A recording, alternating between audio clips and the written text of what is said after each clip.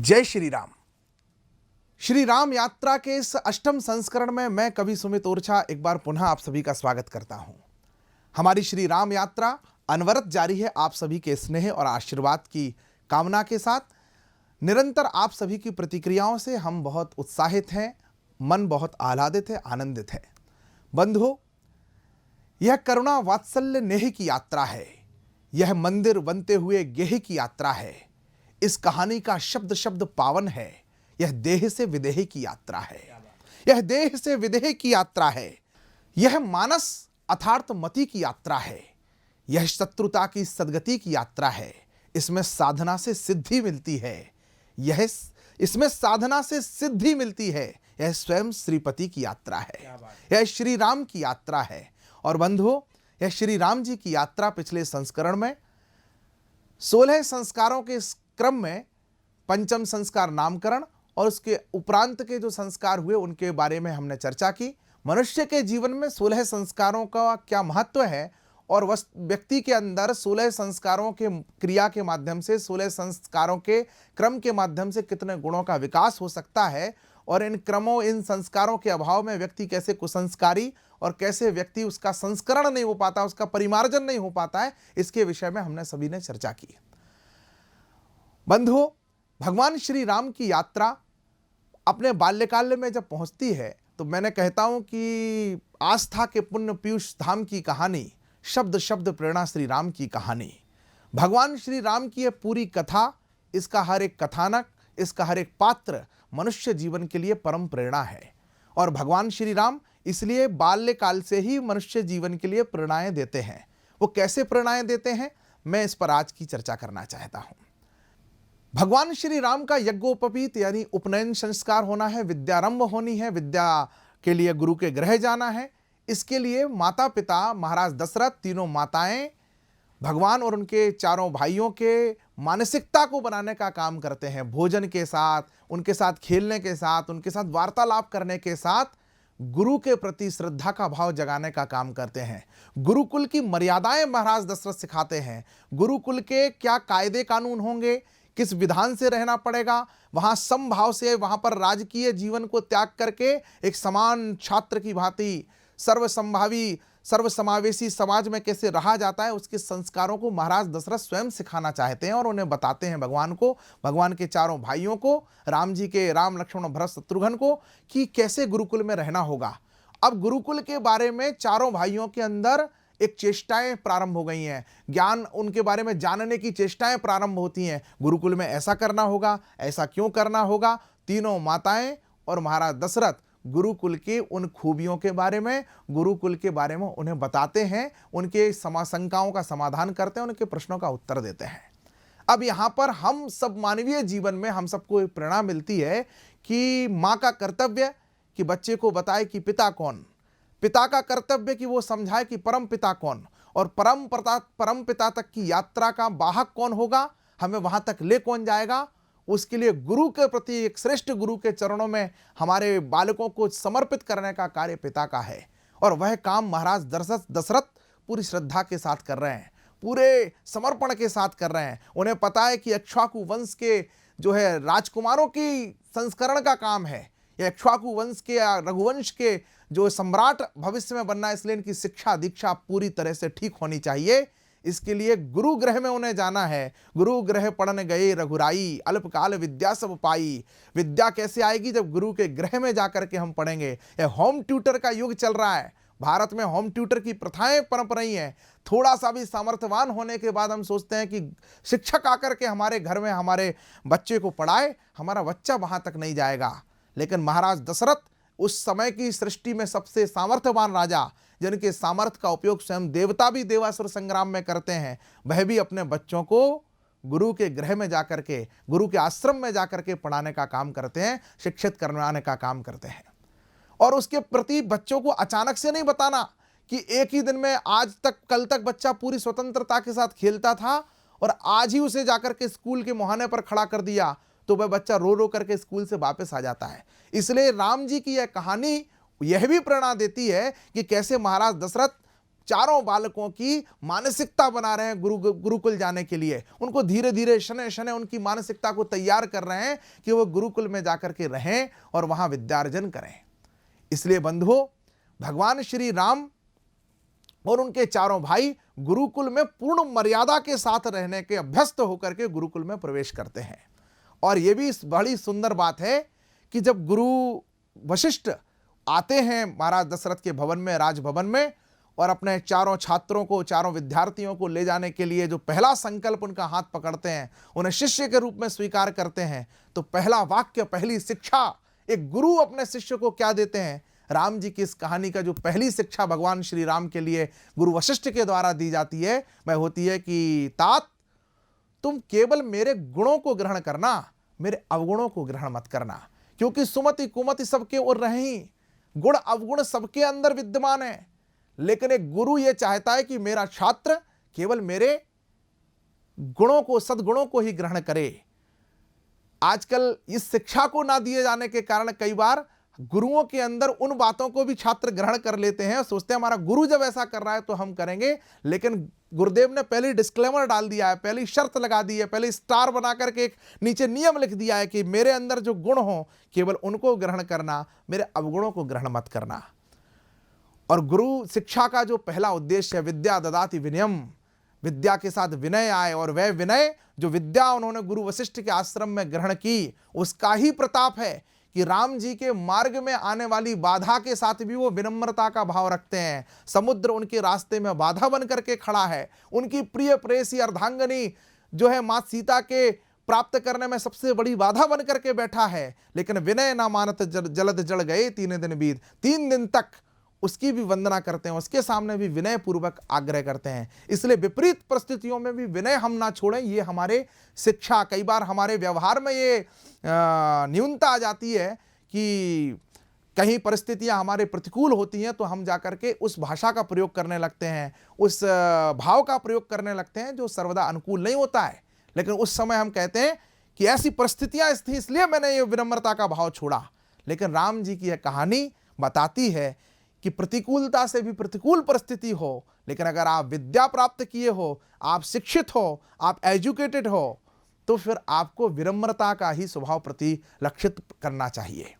तो विपरीत परिस्थितियों में भी विनम्रता का भाव ही हमको परिलक्षित करना चाहिए। यह श्री राम जी की यह कहानी हम सबको बताती है। बंधुओं, आश्रम में पहुंचते हैं भगवान अपने चारों भाइयों के साथ। एक भाई कहता है कि शत्रुघ्न कहते हैं कि मुझे तो माँ की लोरी के बिना नींद नहीं आती है, तो राम जी कहते हैं कि तुम्हें मैं लोरी मैं सुनाऊंगा। और जब जब शत्रुघ्न को आश्रम में नींद नहीं आती है तो राम जी वात्सल्य का रूप धारण करके, माँ का रूप धारण करके, या माँ का भाव उनके साथ बांट करके उन्हें लोरी सुना करके अपने भाइयों को सुलाते हैं। राम करहि भ्रातन पर प्रीति, नाना भांति सिखावे नीति। अपने भाइयों को अपने जैसे बनाने की चेष्टा करना ही रामत्व है, और अपने भाई को दर दर की ठोकरें खाने पर विवश कर देना ही रावणत्व है।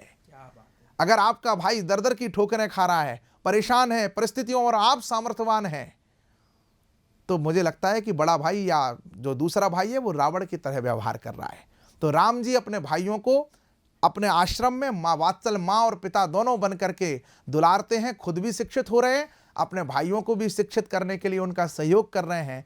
बड़ा भाई बन करके उसके कर्तव्य का पालन करते हुए, आश्रम की पूरी, गुरुकुल की पूरी मर्यादाओं का पालन करते हुए, गुरु सेवा में सबसे अग्रणी पूरे आश्रम में अगर कोई खड़ा है तो राम जी खड़े हैं। राजकुमार के जब वो भिक्षा मांगते हैं तो कोई उनको देख करके ये नहीं कह सकता है कि इनके भिक्षा मांगने में कहीं ऐसा कोई भाव है कि ये राजकुमार का गुरु रहे, एक इतने बड़े चक्रवर्ती सम्राट के पुत्र हैं, इस कारण से इनको कोई झिझक हो रही है भिक्षा। क्योंकि आश्रम का नियम है, गुरुकुल का नियम है कि अपने लिए और अपने गुरु के लिए भिक्षा मांग करके लाना है।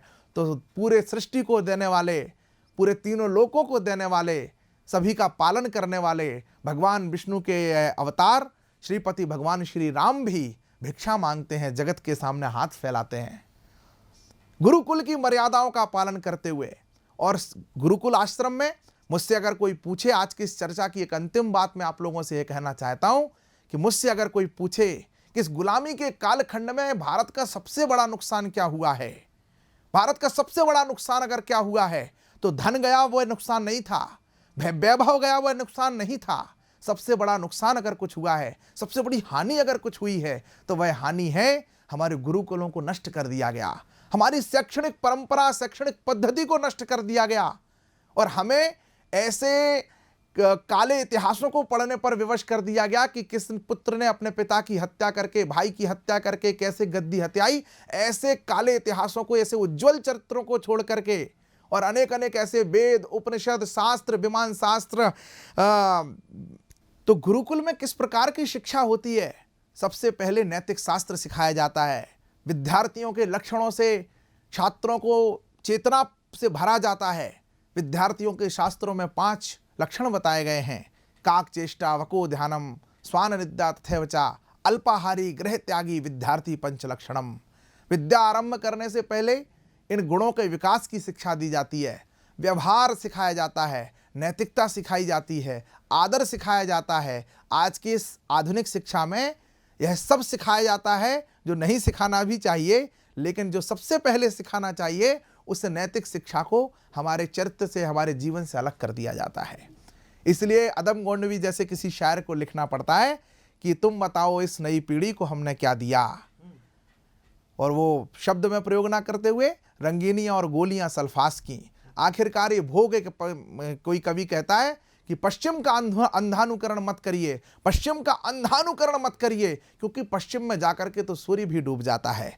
तो विद्यार्थियों की मानसिकता के प्रारंभ होने के बाद गुरुकुल में तमाम प्रकार की शिक्षाओं का जो है पाठन, शिक्षाओं का शैक्षणिक कार्य प्रारंभ होता है। वैदिक गणित सिखाई जाती है, वैदिक विज्ञान सिखाई जाती है, वायुशास्त्र सिखाया जाता है जिसे विमान शास्त्र भी कहा जाता है, अर्थशास्त्र सिखाया जाता है, जल शास्त्र सिखाया जाता है, पृथ्वी विद्या सिखाई जाती है, आयुर्वेद सिखाया जाता है, अंतरिक्ष विज्ञान की शिक्षा दी जाती है। और बंधुओं, कुछ प्रोफेशनल एजुकेशन भी उस समय के सिस्टम में 37,500 गुरुकुल थे और उनमें रत्न शास्त्र भी सिखाया जाता था, पशु विज्ञान भी, पशुपालन भी सिखाया जाता था, पक्षी पालन भी सिखाया जाता था, कुंभकार का कार्य भी सिखाया जाता था।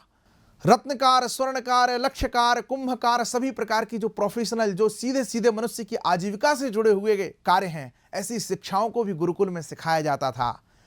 अपनी अपनी पृष्ठभूमि में, ऐसा तो नहीं कि एक ही विद्यार्थी को सब प्रकार का ज्ञान, लेकिन रुचि के अनुसार, कार्य क्षेत्र के अनुसार, कर्म क्षेत्र के अनुसार उसको उस प्रकार के ज्ञान से शिक्षित करके समाज को समर्पित किया जाता था। और फिर जाकर के समावर्तन संस्कार होता था, वह पुनः अपने ब्रह्मचर्य का व्रत, क्योंकि गुरुकुल में ब्रह्मचर्य अनिवार्य जो है साधना है, पूरे ब्रह्मचर्य के साथ विद्यार्थी रहते थे।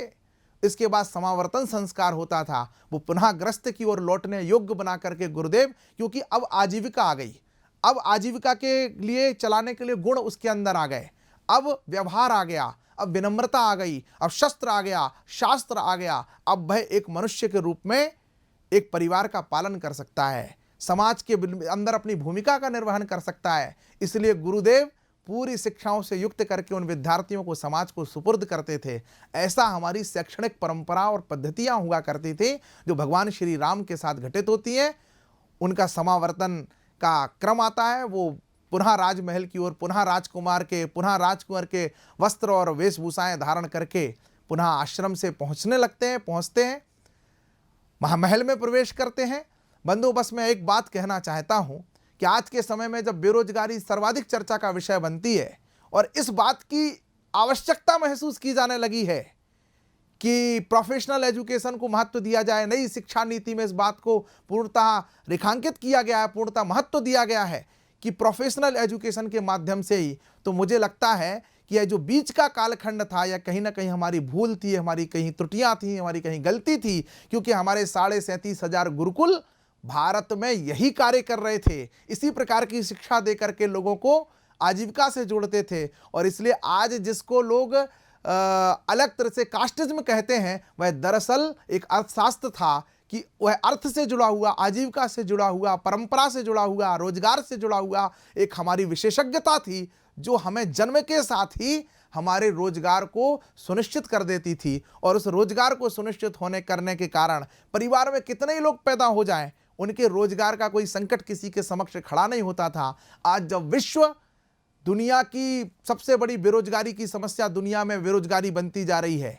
ऐसे समय में भगवान श्री राम की यह कथा, इसका शैक्षणिक जो कालखंड है, भगवान श्री राम की विद्या अर्जन का जो पूरा की कहानी है, उनका जो क्रम है, उनके जो संस्कार हैं और विद्या अर्जन करने का जो पूरा शास्त्र है, यह बताता है कि पूरी दुनिया का यह समाधान भी यह राम कथा कर सकती है, यह राम यात्रा कर सकती है, यह श्री राम की कहानी कर सकती है। यहाँ से आगे की कथा, यहाँ से आगे की चर्चा, यहाँ से आगे की कहानी हम अगले संस्करण में करेंगे।